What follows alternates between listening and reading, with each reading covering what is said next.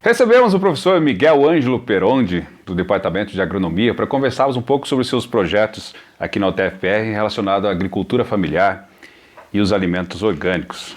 Bom dia, professor, tudo bem? Seja bem-vindo. Bom dia, Leandro. Maravilha. Professor, então, está aqui na UTFPR desde o tempo do Cefet já. Desde quanto tempo já faz que o professor atua aqui na UTFPR? Desde 1994. 94. 93, nós tivemos o primeiro concurso que regularizou a questão do Cefet em Pato Branco. Em 94 foi o concurso que consolidou a entrada do ensino superior, né? Sim.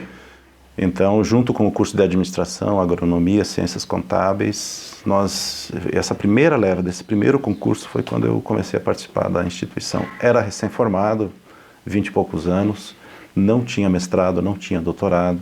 Uhum. Na realidade, foi a própria instituição que me permitiu planejar a minha formação de pós-graduação. Então, tinha formação em agronomia já, e aqui atuando, então, surgiu a necessidade de fazer um mestrado, e aí você conseguiu direcionar o mestrado, fez o mestrado em...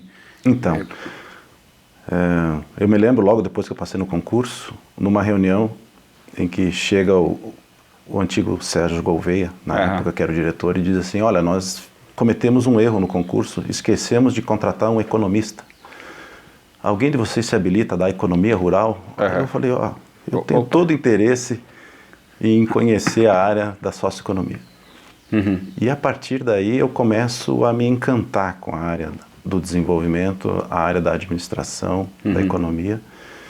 E logo a seguir eu já faço uma especialização na área da administração. Com isso, eu vislumbro a possibilidade de fazer um mestrado em administração. A universidade me liberou para fazer um mestrado em Lavras, em administração rural.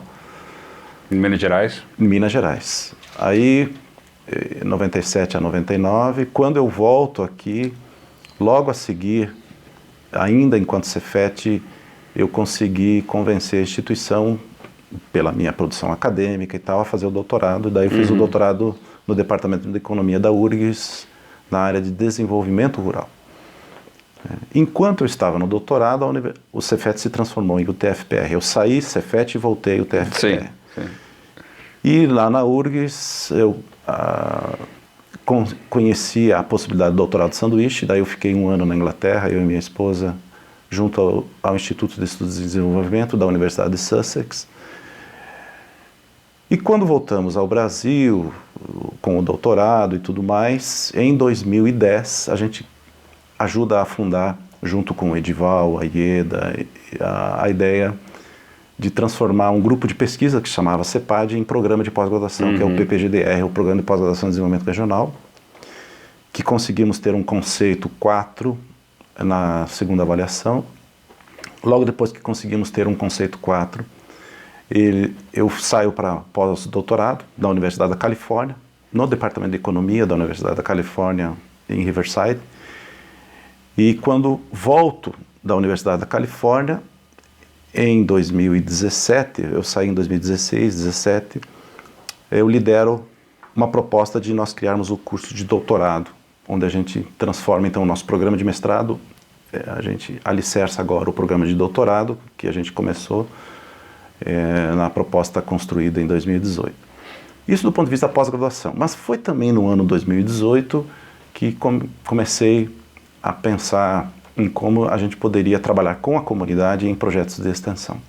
Foi uma grande trajetória, né? Desde estudar fora, né? Teve que fazer os testes para aprender o inglês lá e fazer isso. Como é que foi essa experiência?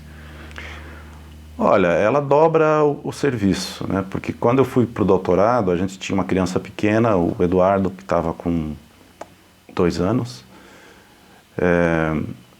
Então, você ter uma criança em casa enquanto faz pós-graduação, ainda bem que a minha esposa topou de sair sem vencimentos do trabalho dela e fazer também o doutorado comigo. Sim. Aí a família conseguiu se manter unida. E apesar do escasso tempo que nós tínhamos que também dedicar Olha, eu posso dizer para você que 20% do nosso tempo era gasto no investimento no inglês, porque você tinha que passar no TOEFL para poder conseguir a bolsa, né, da CAPES na época. Nós tínhamos CAPES, né? Nós tínhamos CNPq, que apoiava, se você mostrasse competência, apoiava nos apoiava com bolsas para fazer pós-graduação no exterior, né? Uhum. Deu tudo certo, que bom. E aí trouxeram esses grandes programas para cá para falar um pouco sobre o produto orgânico, tá? Então, uma das perguntas que as pessoas sempre fazem é por que o produto orgânico parece ser mais caro do que o convencional no mercado? Não, realmente ele é. Ele é mais caro, mas acontece que poucos se perguntam sobre como esse produto orgânico chegou naquela gôndola. Aí que entra toda a administração rural, todo o entendimento da economia, como é que chega aí? Porque assim, uma das coisas que eu acabo valorizando na discussão sobre desenvolvimento é a capacidade de agregação de valor que a gente pode estabelecer nas estratégias empresariais, né? Uhum. Mas para ser empresário, não precisa ser paletó e gravata e alguém com boa formação escolar. Na realidade, todos os nossos agricultores são empresários. Eles lidam todo dia com estratégias de mercado, né, e da maneira como eles conhecem a sua produção, eles são doutores no que fazem. Porque eles nasceram fazendo aquilo que fazem e focam a vida no sentido de dominar a tecnologia envolvida no seu sistema de produção. E administra as variáveis do tempo e tudo isso, né? Eles têm que saber lidar com isso. Mas também importa, nessas estratégias, a gente apoiar aquelas estratégias que resultam em maior autonomia ao agricultor. Uhum. Em que sentido? Autonomia de renda.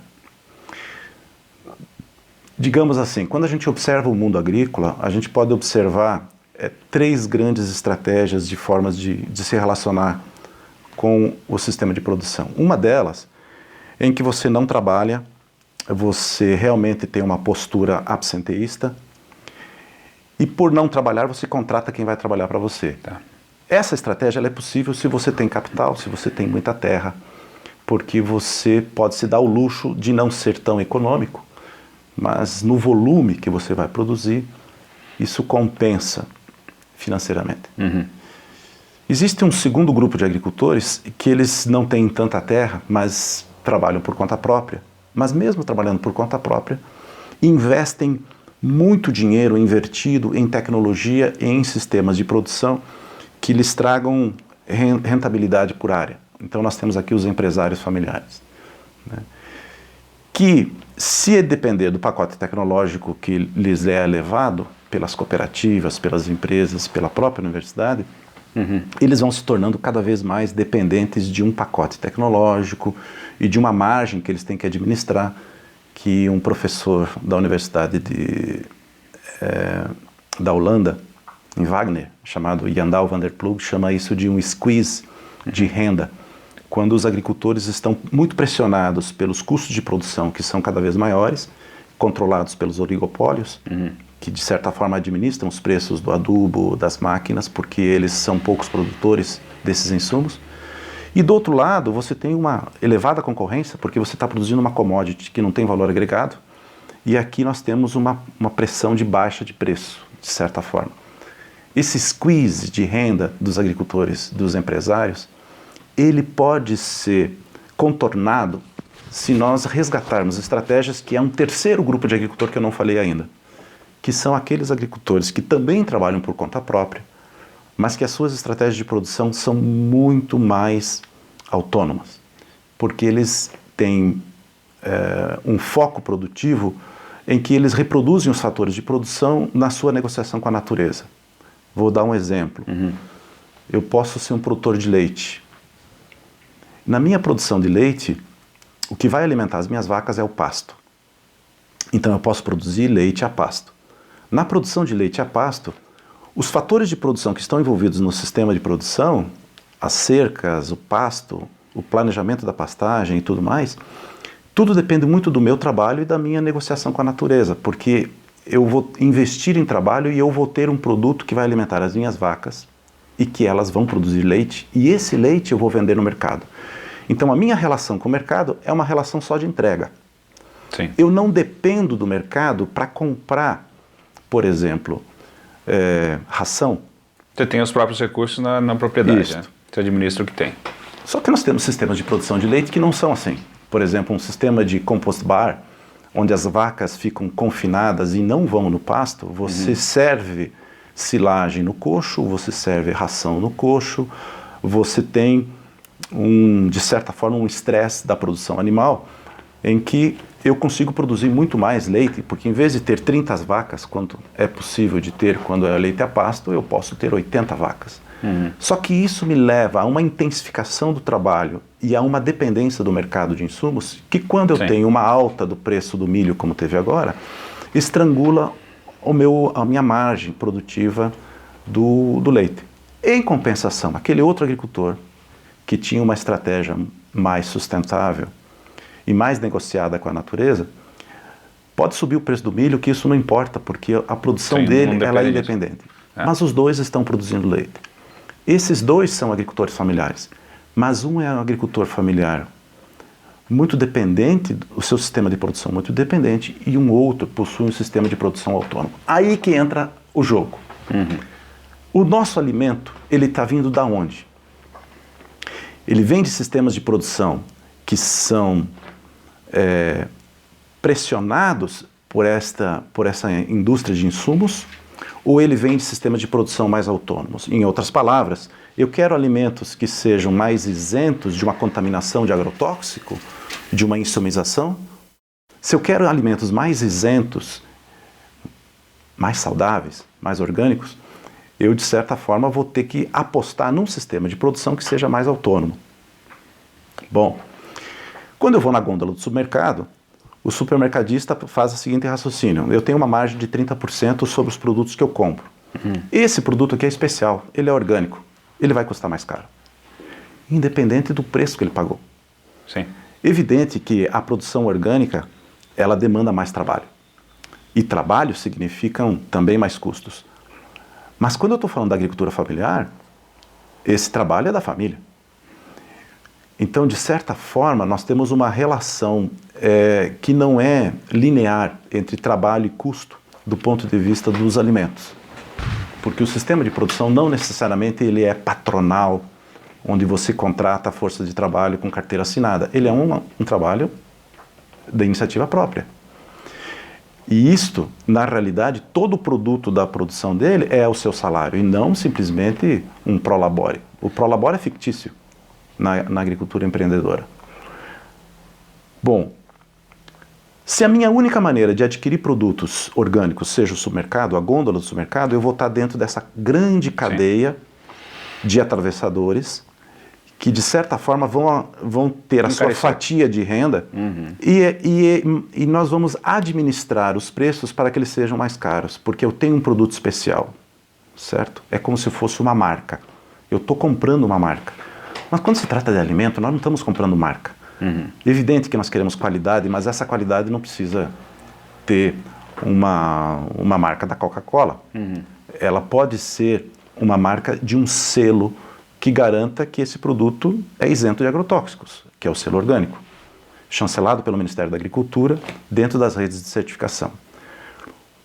A mágica do negócio é você permitir que esses alimentos orgânicos, em vez deles serem simplesmente disponibilizados por terceiros, que você o disponibilize diretamente. E aqui nós temos um encurtamento de cadeia, a gente chama isso de cadeia curta, onde o agricultor negocia sua margem com o consumidor e, historicamente, os preços, principalmente agora na pandemia, dos nossos produtos orgânicos nas feiras, eles são menores ou iguais aos produtos convencionais que estão no mercado.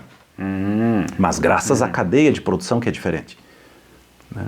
E pensando nisso, esse projeto ajuda a fazer essa ponte entre o agricultor familiar e aqui com a negociação aqui com as feiras, com a cidade. Sim. Como é que funciona o projeto, professor? Quando a gente estuda o desenvolvimento, agora eu vou abrir uma outra frente para te explicar por que a gente quer levar esse projeto à comunidade. Uma coisa chave a se pensar é o que gira a economia, o que faz a economia crescer.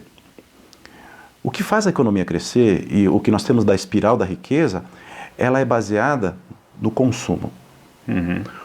Consumo do quê? Consumo de bens supérfluos. Na realidade, é o consumo do turismo, é o consumo do serviço, é o consumo do restaurante, é o consumo que faz com que hajam setores que de certa forma circulam monetariamente, geram empregos e com isso nós temos uma espiral de riqueza de investimentos e novos empregos. Sim. Uma análise keynesiana. Tá. Quando o alimento é caro, nós não temos consumo de bens supérfluos, porque as pessoas priorizam o que é necessário.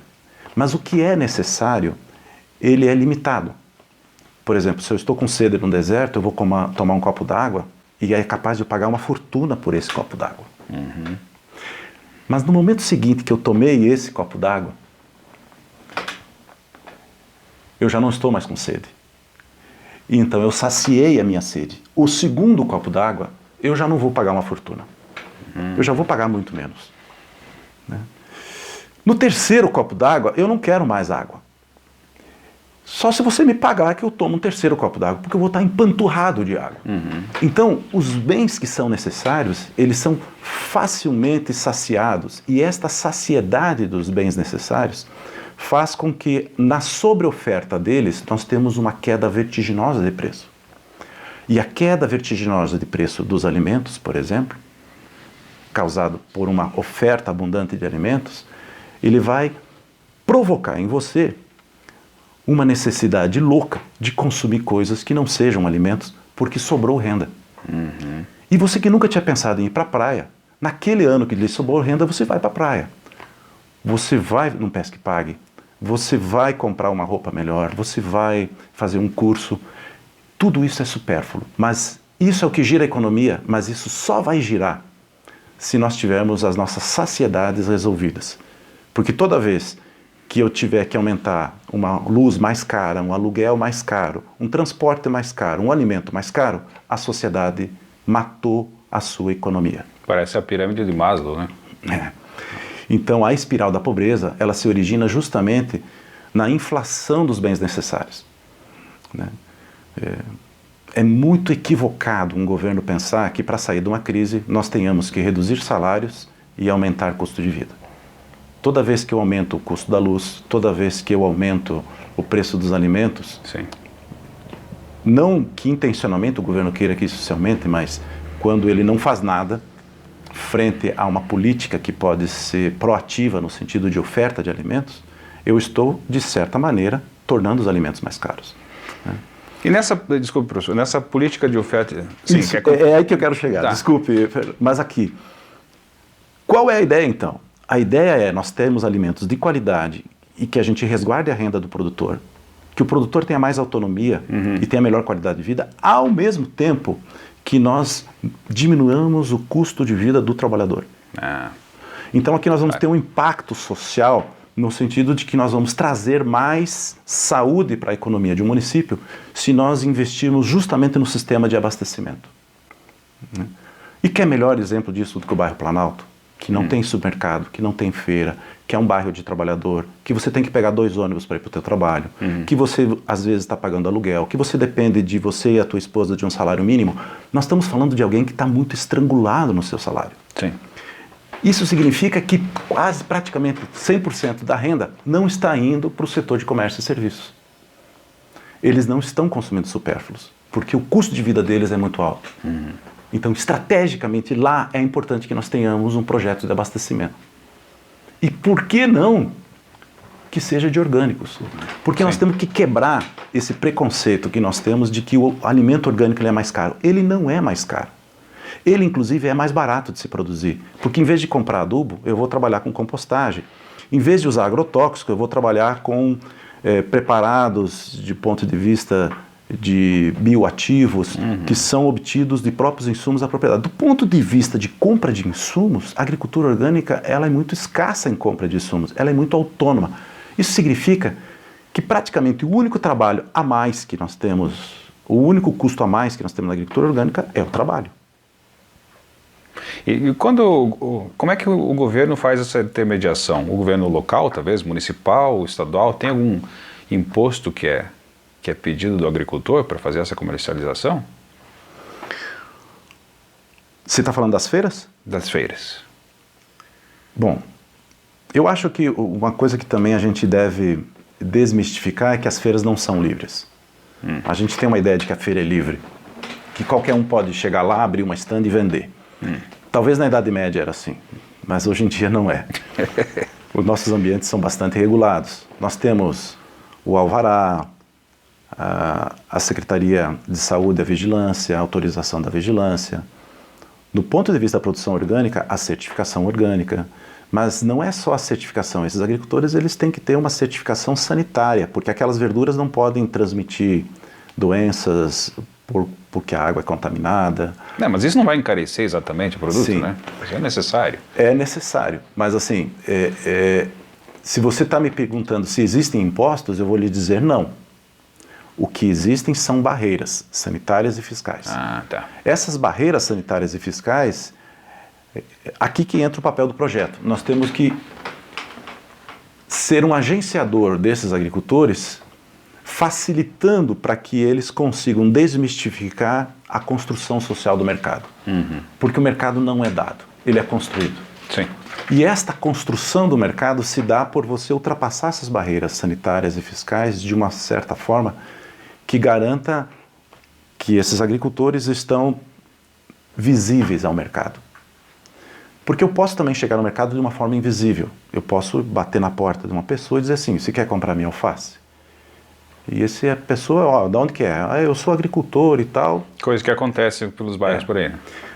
E pode ser que essa pessoa que está batendo na tua porta não seja um agricultor. Pode ser que ele foi lá no Cantu, comprou aquele tomate, aquela verdura e veio ali e vendeu para você. E você podia ter comprado isso no mercado, mas você comprou de alguém que veio na tua porta. Quem é essa pessoa que está me vendendo? Ah, eu conheço. Eu sei onde ele produz, ele é um produtor. Eu sei onde ele produz isso. Já é outra história. Você conseguiu garantir rastreabilidade. Sim. Então, a rastreabilidade, junto com o controle social, são ferramentas chaves para que a gente consiga garantir qualidade no consumo e produção de alimentos. E sobriedade no processo. Sim. Porque também a gente pode ter um desajuste do sistema alimentar quando nós não realmente perdemos o controle de onde vem esse alimento. E aí o projeto atende quais bairros atualmente, professor? Em 2018, a ideia ela foi emergencial. Os agricultores da feira aqui da nossa FEPOT,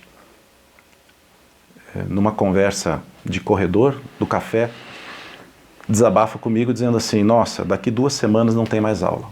É o que está acontecendo agora, né? Daqui 2 semanas não tem mais aulas. Eu vou ficar sem vender meus produtos dezembro, janeiro e fevereiro. O que eu faço? Eu falei, olha, vem lá na minha casa, toda quarta-feira me vender. Quando ele chega na minha casa para vender, o vizinho, o que é que está acontecendo? Não, o feirante lá da universidade veio nos vender. Ah, eu também quero. Bom, vamos combinar com os vizinhos, toda quarta-feira aqui? Opa! Tá combinado. Quando nós vimos, nós criamos uma feira na frente da minha casa. Sim. Não demorou mais uns 15 dias, já houve uma denúncia na Câmara dos Vereadores de que nós tínhamos uma feira ilegal no nosso bairro. Mas a vigilância caiu em cima de nós e quem que está organizando essa feira? O que é? Cadê o banheiro de vocês? Onde que está o ponto de água? Cadê o alvará de vocês? Eu falei, acabou a nossa feira.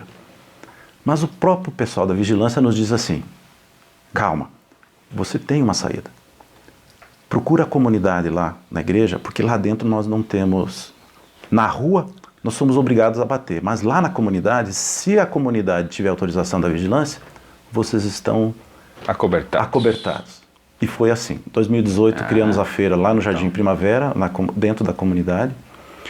Teve uma vizinha na minha frente que ficou quase um mês sem falar comigo, braba, porque ela queria que a feira fosse na rua. É mais prático? Muito mais próximo, ela adorou a ideia da feira, mas a gente tentar explicar, não, olha, para a sobrevivência dos feirantes, da feira, do espaço, nós temos que levar isso para o abrigo da comunidade. Foi a melhor coisa que nós fizemos, porque lá a gente teve um bom apoio que nos deu estabilidade e a gente conseguiu sobreviver ao que o Sebrae diz, que é a morte do primeiro ano. Quando você tem um empreendimento, no início nós temos muito gás, mas nós temos que sobreviver 1 ano do negócio, né? Viramos 2019, já entusiasmado que o projeto sobreviveu, e aí iniciamos a proposta de se fazer no bairro Cristo Rei. No bairro Cristo Rei a gente consolidou a proposta também de se viabilizar estrategicamente uma cesta de entrega a domicílio, porque eles tinham tido essa iniciativa, o Sindicato Metalúrgico e eles tiveram um problema de abastecimento porque eles não tinham fluxo de produtos para manter as cestas. As feiras viraram o nosso fluxo. Então, nas feiras é que a gente monta as cestas que entrega a domicílio, Sim. num site de compras, que na pandemia foi fundamental, porque nós tínhamos um sistema de delivery pronto, Já construído preparados para para atender a pandemia. Aham. E um pouquinho antes da pandemia, né, na realidade a pandemia já havia iniciado, mas no Brasil ainda não, nós praticamente inauguramos a feira no Planalto. Mas no dia da inauguração começou o decreto e daí passamos para outra semana. Quando a gente viu, fechou. Tinha que fechar tudo. E aí, na Demoramos pandemia? até setembro, mas em outubro conseguimos abrir em 2020 a feira no Planalto, Tá. que existe até hoje. Lá no Planalto a gente conseguiu fazer uma feira da Lua. Ela começa no final da tarde, 5 da tarde até as 8 da noite, para justamente ser um espaço de lazer, que as pessoas possam comer um pastel depois do trabalho, né? Só que essa aglomeração ainda não conseguimos. Estamos, por enquanto é só feira, mas ainda nós vamos ter um projeto mais social lá do ponto de vista de convivência comunitária. E em 2021 nós tivemos que abrir a feira no bairro Bortote, porque a comunidade se organizou de tal forma, nos cercou de tal forma que nós não tivemos como dizer não. Né? E isto viabilizamos também que seja no final de tarde. Nas quintas-feiras à tarde, no bairro Bortote, depois da feira da FEPOUT, os agricultores vão para lá. Ah, já faz um rodízio para que eles vão... Eles abrem Sim. lá no Jardim Primavera, às 7 da manhã. Sim. Depois no Cristo Rei, às 10 da manhã. A FEPOUT até às 4 da tarde. E das 4 da tarde às 7 da noite no Bortote. Quinta-feira cheia. Quinta-feira cheia, né? Mas, assim, o acordo que a gente tem com os agricultores é de investir em câmaras frigoríficas, que separem uma parte da produção para ela não murchar. Tem toda uma preocupação estratégica para que a gente não tenha um alimento já degradado no final do dia, né? Isso que eu pensava, porque os agricultores que fazem parte dessas feiras são a maioria aqui de Pato Branco ou tem de outros municípios também? Porque eles, de repente, vão ter que fazer mais viagens durante o dia para trazer mais produto? Não. Ou trazem tudo de uma vez? Estrategicamente, o que nós queremos é fortalecer a produção orgânica em Pato Branco. Mas cadê essa produção orgânica em Pato Branco? Quando nós começamos o projeto, nós só tínhamos 2 agricultores certificados orgânicos aqui em Pato Branco. Hoje nós já estamos com 5. A gente já conseguiu aumentar o número. A gente tem um vínculo com a rede de certificação, a rede Ecovida, de certificação solidária, que nós temos que ter um grupo no mínimo de 3 agricultores, que a gente pactua um controle entre um agricultor e o outro. Se um deles tiver problema, todos perdem a certificação. Essa certificação solidária e participativa, ela é muito econômica, muito atrativa para o agricultor, mas existe uma complexidade de organização dela, inclusive eu sou fiscal do processo. Eu ia perguntar se tem a ver com a fiscalização municipal também, ou a vigilância talvez? Não, nós estamos falando de certificação orgânica. Tá, não, a diferente. vigilância é uma condição sine qua non. Se o agricultor não atender condições de vigilância, nem feirante ele pode ser. A questão é que, além de ele atender as questões sanitárias, de segurança de água, de procedimentos sanitários do ponto de vista de lavar os produtos, de trazer eles, essa segurança sanitária, ela é uma condição que, se nós não seguirmos isso, a gente perde. Não, é obrigatório. Perde o alvará da feira.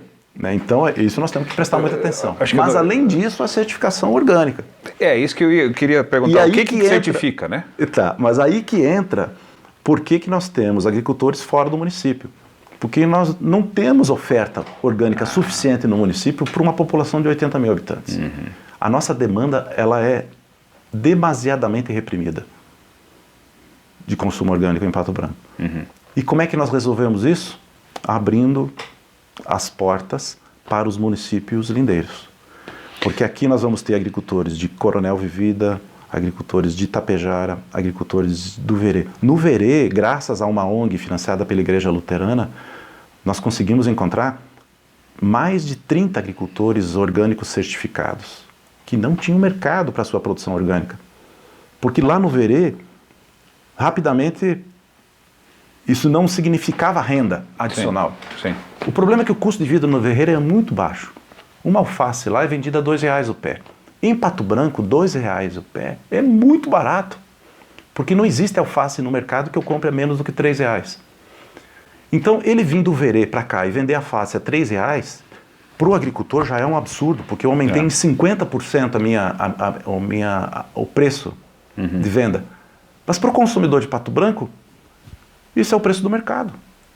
Então eu tenho um produto orgânico de qualidade certificado, que aumentou a renda do meu produtor e que diminuiu o custo de vida incentiva do que eles meu venham para consumidor. cá, com certeza. E se um agricultor, por exemplo, quiser receber essa certificação, o que ele precisa fazer para ser certificado como produtor orgânico? Existe um protocolo de proteção das culturas. Por exemplo, a deriva de agrotóxico é uma coisa muito séria. Então, se você tem uma propriedade que ela é cercada por uma mata, ou você intencionalmente produz e planta barreiras de plantas que vão servir de uma barreira natural à deriva do agrotóxico, essa é uma condição sine qua non. Se eu não tiver isso, eu não tenho certificação. Participar da rede de certificação Ecovida também significa participar de uma rede de capacitação. Eu tenho cursos que eu preciso fazer, eu tenho visitas a campo que eu sou obrigado a fazer e receber, porque a minha propriedade ela não vai ser mais minha, porque para que a certificação tenha validade, ela precisa ser constantemente inspecionada, mas não é uma inspeção de um fiscal invasivo. Invasivo. Assim, né? É a fiscalização de um outro colega que também quer ser produtor orgânico que vai te dentro de uma rede de certificação solidária. Então, é um processo de certificação que parece complexo, mas ele é muito tranquilo de se lidar quando você percebe a lógica, né, de um controle social sobre o processo produtivo. E teríamos condições de ter mais produtores orgânicos aqui? Sim. E os sistemas de produção orgânicos desses agricultores, eles vão também se alterando. Por exemplo, eu posso ser um agricultor orgânico investindo numa estufa de plástico, em que eu faça irrigação, mas também eu posso ser um produtor orgânico em que as minhas verduras estejam crescendo na sombra de frutas num sistema diversificado e também lenhosas, do sistema diversificado que a gente chama de agrofloresta. Os dois estão produzindo de forma orgânica, mas aqui nós temos um sistema muito mais sustentável e, voltando àquela discussão inicial que eu te falei do leite, a pasto, né, nós temos um sistema que preserva mais a renda do agricultor, porque ele é muito mais, de certa forma, negociado com a natureza o seu sistema de produção. E por isso muito mais econômico. Sim. E muito mais rentável. Né? E qual que é a variedade dos produtos que as pessoas podem encontrar nas feiras? Se encontra lá legumes, verduras, frutas, laticínio? O que se encontra nessas feiras, professor? Por exemplo, queijo e salame é muito difícil a gente ter orgânico.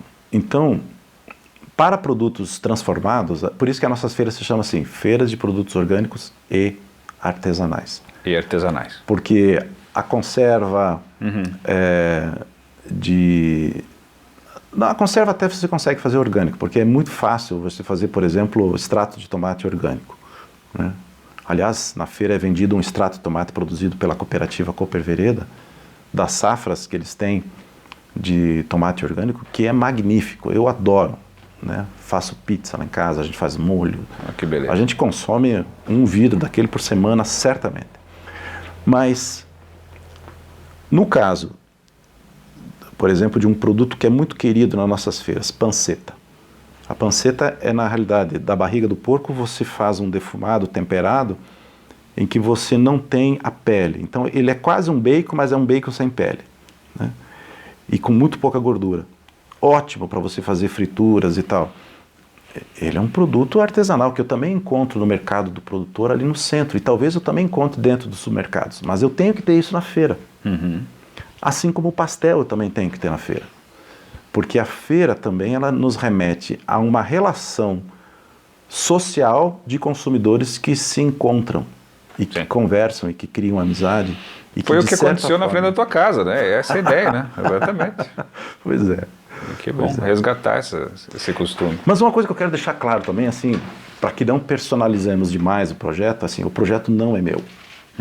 Eu coordeno um projeto chamado Feira Orgânica do Bairro, porque eu dentro da universidade preciso registrar um projeto que tem a minha coordenação.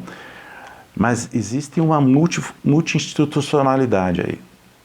Existe uma ONG que nos ajuda muito a assessoar, de Francisco Beltrão, mas também agora a ONG Capa, essa que atua na orientação de agricultores orgânicos lá do Verê. Existe uma instituição estadual belíssima que se chama IDR, antigo IAPAR, e Emater, que se fundiram e formaram o IDR. Também nos ajuda muito. Agora, praticamente, o projeto tem uma mão muito forte deles no sentido do apoio. Dentro do IDR, aqui em Pato Branco, conseguimos montar uma vitrine tecnológica que vai ter um dia de campo, terça-feira que vem, sobre maçã orgânica e agrofloresta. Graças a essas pesquisas em agrofloresta do Instituto, a gente consegue dar orientação para os agricultores reconverter o seu sistema de produção. Então, tem um dos nossos feirantes que já montou uma agrofloresta, por exemplo, na sua propriedade. E a agrofloresta, aqui na nossa região, é um tabu. Nós, colonos descendentes de europeus do sul do Brasil, nós somos ignorantes em agrofloresta. Porque quem fazia agrofloresta aqui eram os caboclos. Nós sempre desprezamos os sistemas de produção mais negociados com a natureza. A gente sempre quis tornar o sistema limpo, muito mais parecido. Derruba tudo, faz uma tiguera pronto. A ideia de que você tenha sistemas de produção negociados com a natureza e, portanto, mais sustentáveis, é algo que nós temos que resgatar de um conhecimento que quase se foi perdido. E aí nós vamos ter um sistema mais sustentável, orgânico e produtivo. A agrofloresta do Iapar, numa modelização econômica que nós fizemos, usando os instrumentos de análise financeira, num pool de 30 espécies diferentes concomitantes em 1.000 metros quadrados, nós modelizamos o sistema para chegar a uma renda líquida, chamada VPL, valor presente líquido, de R$64 mil a cada 10 anos em 1.000 metros quadrados. Isso significa que se eu extrapolar para 10.000 metros quadrados, que seria 1 hectare, eu tenho R$64 mil por hectare ano. Não tem cultura da soja, leite, que dê isso. Nós estamos falando de um valor líquido por hectare, graças a uma economia, que na economia a gente chama de uma economia de escopo, que ela é completamente diferente da economia de escala. A economia de escala, ela quer fazer mais com um. Nós vamos ter 1 hectare só de soja e nós vamos ter escala. Para mim ter escala, eu preciso ter 100 hectares, porque com 1 hectare eu não viabilizo. Sim. Aqui eu estou falando de uma economia dada por um conjunto de somas de produtos que no somar disso eu tenho muito mais do que na unidade. Isso tem a ver com os arranjos produtivos locais também? Dá para fazer um APL com isso também ou não? Os arranjos produtivos, eles pressupõem uma interação com a sociedade. O arranjo produtivo local, ele pressupõe cooperação técnica, pelo menos a cooperação técnica. Vamos pegar o APL do alumínio na nossa região, as fábricas de panela, junto com os catadores de latinhas e tal. Nós temos uma inter-relação e uma reciclagem de insumos, mas também nós temos uma cooperação de indústrias que vão criando concorrentes que, ao mesmo tempo, se cooperam em mercados, né? O arranjo produtivo especialmente é isso. Quando nós estamos falando de agricultores orgânicos com certificação solidária, nós estamos falando do APL. Porque nós estamos falando de cooperação técnica. Estão cooperando. Isso. Que bom. Maravilha, professor. Então, muito obrigado pela sua entrevista aqui, pelo seu projeto. Né? Então, conversamos aqui com o professor Miguel Ângelo Perondi, do Departamento de Agronomia, que traz esse projeto incrível para a produção orgânica no município. Então, você que é agricultor, você que está interessado em aprender um pouco mais sobre esse projeto e deseja receber essa certificação, pode procurar o departamento aqui na universidade. E Pato Branco tem cada vez mais condições de crescer, de desenvolver a economia, não só localmente, em termos de sudoeste. E esse espaço está aqui para recebermos esses projetos e essas ideias. Muito obrigado, professor. Obrigado. Um abraço aí, gente. Então, uma coisa que eu fiquei na dúvida, você tem uma política pública no município município? Então vamos lá.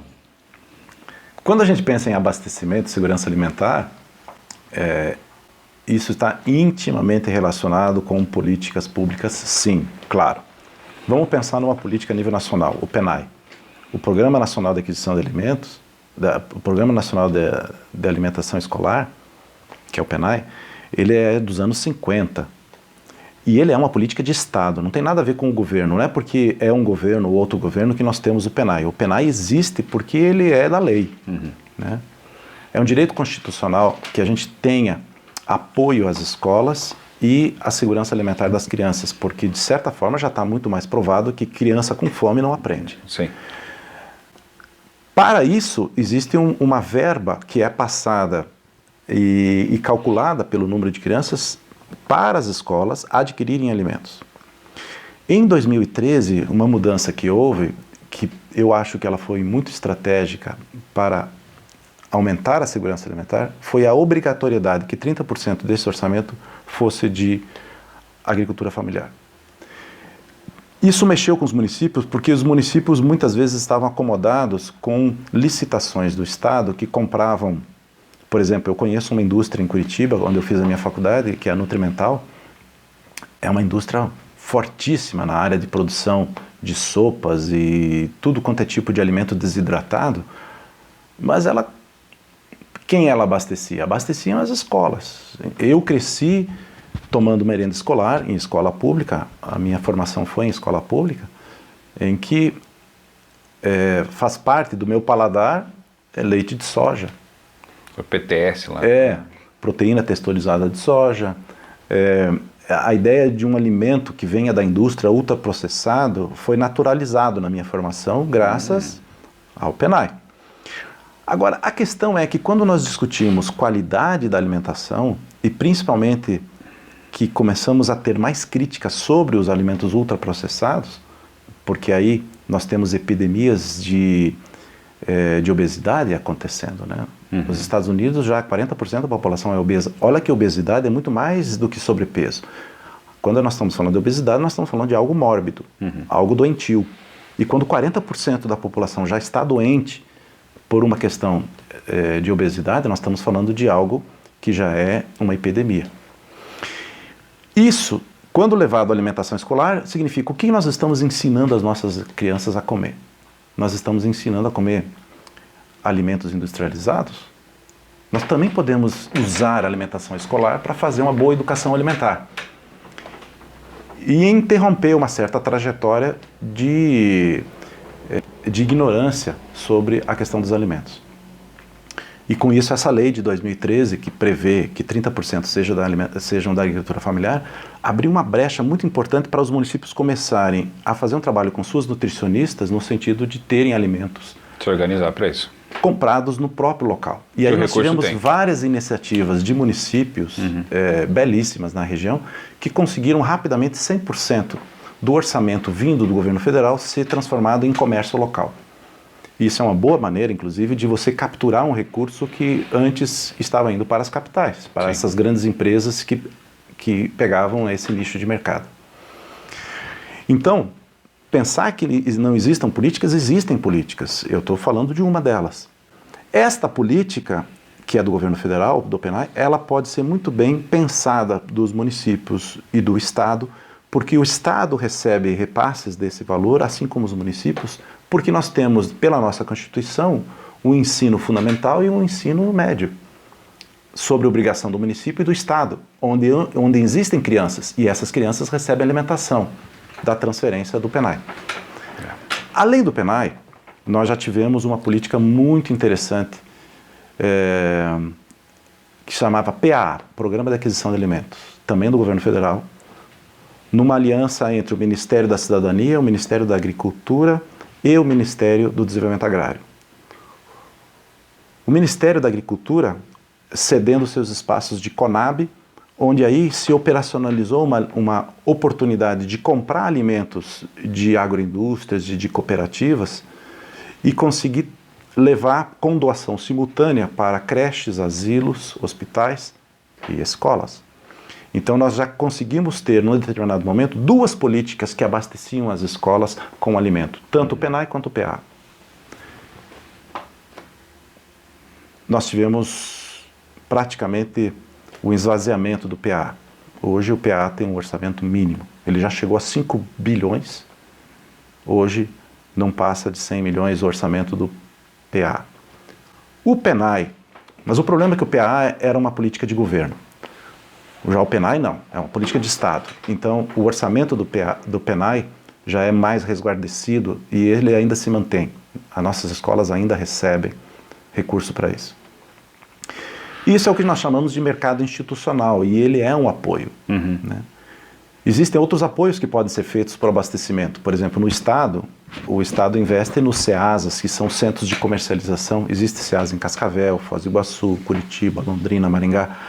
Esses CEASAs são pontos de venda onde os agricultores podem trazer a sua produção de olerícolas, frutas e rapidamente essas produções serem carreadas para os supermercados, atacadistas. Nós não temos nenhum CEASA aqui na nossa região. Nós não podemos usufruir dessa política. Mas, em compensação, na nossa região, é uma região agrícola.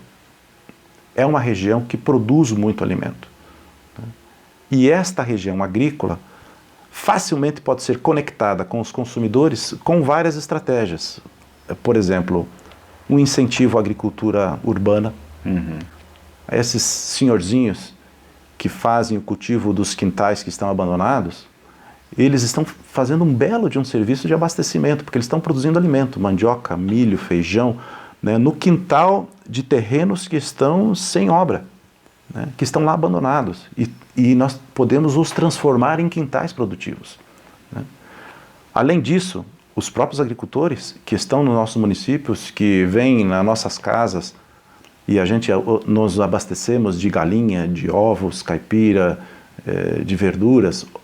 Mas também nós temos os espaços institucionais da feira, que também são produtos de um investimento.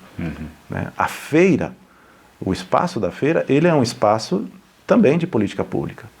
Porque aqui nós podemos ter apoio a esses agricultores do ponto de vista da alocação do espaço, do ponto de vista da sua apresentação, do ponto de vista da assistência técnica para os agricultores. Então, o espaço da política pública ele é muito fértil ainda para essa área do abastecimento, desde do ponto de vista federal, dessas políticas que eu lhe citei, ao do ponto de vista do Estado e do município. Provavelmente isso vai se institucionalizar ou se fixar conforme aumente o fluxo de oferta. Eu diria que é o contrário. Eu diria que quando o consumidor se conscientizar de que ele precisa ter mais controle sobre quem produz a sua comida, tá certo. E arregaça as mangas, sim, e vamos organizar uma feira, vamos pensar quem é o agricultor. Teve um evento belíssimo que nós fizemos na Semana da Alimentação Saudável 2019. Nós enchemos um ônibus de consumidores de feira, várias famílias, eram 40 pessoas. No mínimo nós estávamos lá com umas 30 famílias diferentes. E fomos conhecer os agricultores. Passamos o dia passando pelas propriedades, vendo como é que são as propriedades e tal. Almoçamos numa comunidade rural, voltamos. Aquele foi um dia belíssimo. Pagamos do bolso, ninguém pagou esse ônibus para nós. Nós mesmos, consumidores, cotizamos o ônibus, contratamos e fomos conhecer os agricultores. Isso é uma ação proativa de busca por conhecer quem planta minha comida de uma forma espetacular. Né? Tinha que ter mais disso por aí. Então, claro que a oferta é importante, mas... Não, mas entendi, a conscientização do consumidor é que vai determinar a oferta. Sim. Porque aí você exige uma qualidade, uma produção, a procedência, você que rastreia de onde que vem. Você está pagando pelo teu alimento, né? Se você quer um alimento saudável, vamos pagar pelo alimento saudável. E de uma forma que esse recurso seja um recurso que a gente chama de uma...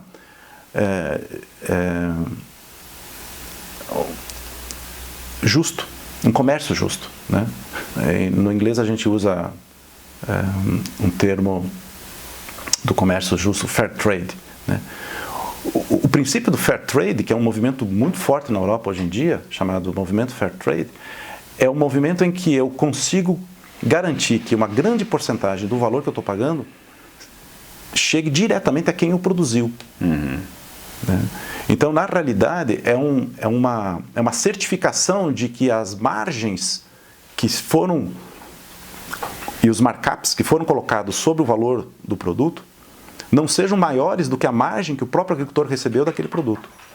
Porque é muito injusto um agricultor que produz um frango, por exemplo, integrado, e ganha 20 centavos por galinha, que quando eu vou vender essa galinha, eu vou vender ela a R$5. Né? Mas o agricultor ganhou 20 centavos. Isso é o que nós estamos pagando para o agricultor integrado hoje na avicultura. Claro que ele vende milhares de galinhas. Então esses 20 centavos se transformam num valor razoável, mas nós estamos falando de uma margem do sistema industrial e de varejo atacado muito maior proporcionalmente à margem do agricultor. E na realidade o que eu quero? Eu quero que esse agricultor sobreviva, porque ele é a minha galinha dos ovos de ouro. Se eu matar o agricultor, eu não tenho mais os ovos de ouro, que são o meu alimento saudável. Isto. Nós estamos aqui na Feira do Bortote. Eu estou dando uma passadinha para nós vermos os produtos. Ó, tomate orgânico, pêssego. Essa é o stand da Copa Vereda, dos produtos que são os produtos chaves da Copa Vereda do Verê. Aqui agora são os produtos do Loura.